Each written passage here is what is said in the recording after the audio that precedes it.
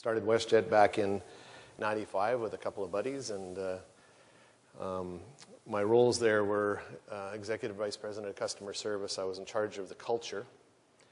I was also a pilot, so I got to fly the line. So I got to see that operational, stringent, rules-based, regulatory side of the business and work in it.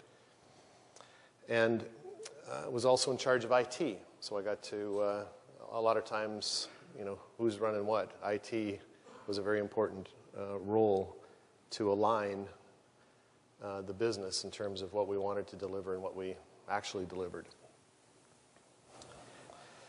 I was just thinking about the discussion around improving the client experience, and of course, the way we have to do that isn't just one thing. It's a whole bunch of stuff. It includes how we treat our people, how our people like their jobs, the products and services, the complication and simplicity that we develop to deliver those products, and ultimately what the client experiences when they get the thing. And then I started thinking about this thing, trademarks. So what is the trademark? Well, a trademark would be like General Motors. They have a trademark that nobody really understands. But when you go beyond a trademark, you hit a trust mark.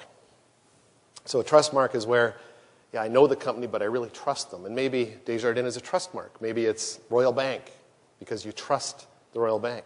But when you go beyond a trust mark to a love mark, you've really hit a home run. What's a love mark? Somebody said, I love Starbucks. I love Tim Hortons. I like Victoria's Secrets, or I love it. I love WestJet. I love JJ. When you can get to that point where you've hit a love mark, which is the ultimate in branding, I think you've really nailed it. So if we could goal to become a company that's loved, which is I think one of the things we did at WestJet, how do you do that? How do you do that? And it's actually not that hard, but you have to focus on getting the right people. As Jim Collins say, put the right people on the bus, get the wrong people off the bus. If you've got the right people as part of their DNA to deliver an exceptional experience, you don't really have to do much more. This idea was a bit of an uphill battle. We knew that there was not a propensity for success. We were four guys that had no experience in the industry.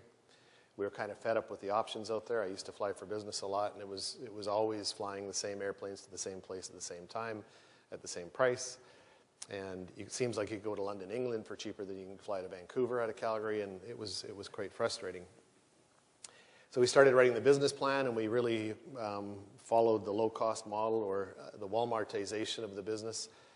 And we started looking around and writing the business plan and gathering data on how we could run this. We learned that if we could drop fares by 30 or 40%, we could increase ridership by 140%. We learned that we could stimulate by lowering fares and get people off the couch and out of their car and maybe off the bus or the train and get them to go flying. And that was really the fundamental of how we got started.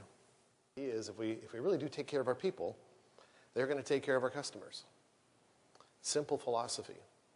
And that's got to be good for business. Customers keep coming back. And I remember flying myself on Air Canada, and I always go up to the check-in counter, and there'd be somebody typing away, the agent typing away, to check me in. And I'd ask, excuse me, what are you typing? Are you writing a novel? My name is Bell.